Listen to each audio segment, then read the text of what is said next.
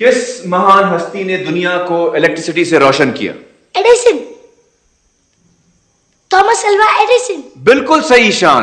आप लोगों को अभी तक ये तो पता चल ही गया होगा कि इलेक्ट्रिक बल्ब का आविष्कार American scientist Thomas Alva Edison ने किया था। एडिसन सिर्फ साइंटिस्ट ही नहीं बल्कि एक जीनियस भी था, जिसके नाम पे 3000 से भी ज्यादा पेटेंट है। तो दोस्तों, आज हम जानेंगे कि वो कौन था जो इस जीनियस को भी इस मामले में पीछे छोड़ चुका था।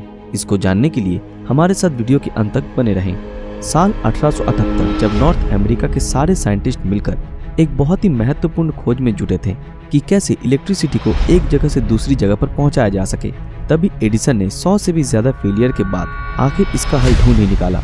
और इस करंट को प्रोड्यूस करने के लिए उन्होंने डीसी जनरेटर भी बनाया था, जिसके चलते उस समय वहां के बड़े बड़े जहाज और इंडस्ट्री में डीसी करंट सप्लाई होने लगी। और ऐसे करके एडिसन सारी दुनिया में अपना नाम भी बना चुके थे। लेकिन इस डीसी करंट की एक खामी थी कि इस करंट को जनरेटर से सिर्फ 1 किलोमीटर तक ही पहुंचाया जा सकता था, और ये एक बड़ी समस्या थी। एडिसन और अमेरिका से बहुत दूर ऑस्ट्रिया में एक नौजवान फिजिसिस्ट इस समस्या का हल ढूंढ रहा था। उसका नाम था निकोला टेस्ला। टेस्ला उस समय उनके बनाए हुए नमूने को पेश करने के लिए खुद अमेरिका पहुंच गए, जिससे कि एडिसन को वो ठीक से डेमोन्स्ट्रेट कर सके। आखिर जब टेस्ला नॉर्थ अमेरिका में एडिसन के लैब में पहुंचे, तब टेस्ला मन ही मन बहुत खुश हो गए एडिसन के लैब में हुए रिसर्चों को देखकर, जो कि टेस्ला का बहुत दिनों का सपना था। इसी दौरान टेस्ला अपनी बनाई हुई एसी जनरेटर का मॉडल एडिसन को दिखाया, लेकिन एडिसन उनके दिए डेमोन्स्ट्रेशन से खुश नहीं हुए, क्योंकि टेस्ला का बनाया हुआ जनरेटर का मॉडल एसी से चलता था। इसलिए उन्होंने उनके बनाए हुए डीसी जनरेटर की एफिशिएंसी को कैसे इसमें इस्तेमाल किया जा सके, इसका उपाय ढूंढने के लिए टेस्ला को अपने लैब में अपॉइंट कर दिया। पर उनके इस फैसले से टेस्ला निराश हो गए, मगर फिर भी कुछ न कहते हुए अपनी बनाई हुई मॉडल को कैसे और डेवलप किया जा सके और उस प्रॉब्लम का हल किया जा सके, इसमें जुट गए और एडिसन के इन्वेस्टर और मैनेजर को अपनी टेक्निक के बारे में समझाया। पर एडिसन को ये बात मालूम चलते ही उन्होंने टेस्ला का सभी टीम मेंबर्स के सामने अपमान किया और टेस्ला के द्वारा बनाई मॉडल को सरासर बेबुनियाद और बकवास साबित करने लगे। टेस्ला उसी वक्त बिना सोचे एडिसन की कंपनी से निकल पड़े और अपनी बनाई हुई थ्योरी और मॉडल से कैसे एडिसन और उसकी टीम को गलत साबित किया जा सके, इसकी खोज में जुट गए। पर उस समय ये सब करना टेस्ला के लिए बहुत ही कठिन था, क्योंकि न्यूयॉर्क सिटी और नॉर्थ अमेरिका के हर एक शहर में एडिसन बहुत ही मशहूर और एक अलग पहचान बनाए हुए थे। और तो और अमेरिका के मैनहट्टन में इंसान द्वारा बनाया गया first power station Pearl Street power station Edison के थ्योरी के आधार पर बनाया गया था। इसलिए उस समय एडिसन को गलत साबित करना टेस्ला के लिए बहुत बड़ी चुनौती थी। पर टेस्ला उस वक्त नाकामयाब थे, क्योंकि उनके पास उनकी बनाई हुई प्लान को अंजाम देने के लिए कोई भी कैपिटल नहीं थी, क्योंकि टेस्ला एडिसन के लैब को छोड़कर पूरी तरह अनएम्प्लॉयड हो चुके थे। इसलिए उन्होंने एक आम इलेक्ट्रिक टेक्नीशियन की तरह एडिसन के पावर प्लांट के तारे बिछाने और ट्रेंच खोदने के काम में जुट गए। उसी दौरान जब एक दिन उस प्रोजेक्ट के कॉन्ट्रैक्टर और सुपरिंटेंडेंट को टेस्ला ने अपनी बनाई हुई एसी करंट और जनरेटर के बारे में बताया, तब वो तुरंत टेस्ला से सहमत हो गए और इस बारे में टेस्ला की मदद भी की। इसके चलते 1887 में टेस्ला ने खुद की electric company Tesla electric company limited New York में बना डाली अपनी एसी करंट के आधार पर, और रातों रात पूरी दुनिया को चौंका दिया और पूरे अमेरिका में टेस्ला मशहूर होने लगे, जो कि एडिसन के लिए बहुत ही बड़ी चेतावनी बन चुकी थी। एडिसन खुद भी ये जानते थे कि टेस्ला की बनाई एसी मोटर और जनरेटर एकदम सही था और पूरी दुनिया के लिए एक नया रेवोल्यूशन ला सकता था। लेकिन फिर भी अपनी जिद को अंजाम देते हुए उन्होंने टेस्ला की एसी जनरेटर से उत्पन्न 1000 वोल्ट करंट को इंसान के लिए बहुत ही खतरनाक साबित करने की साजिश शुरू कर दी।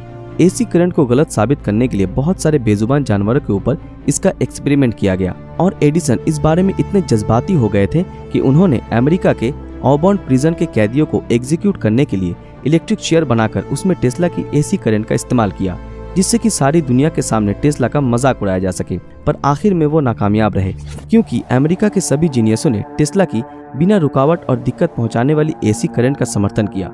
दूसरी ओर टेस्ला की बनाई हुई एसी करंट को देखकर अमेरिका की बहुत बड़ी कंपनी वेस्टिंगहाउस कंपनी के मालिक ने टेस्ला के प्लान को सही ढंग से अंजाम देने के लिए कैपिटल इन्वेस्ट करने में राजी हो गए।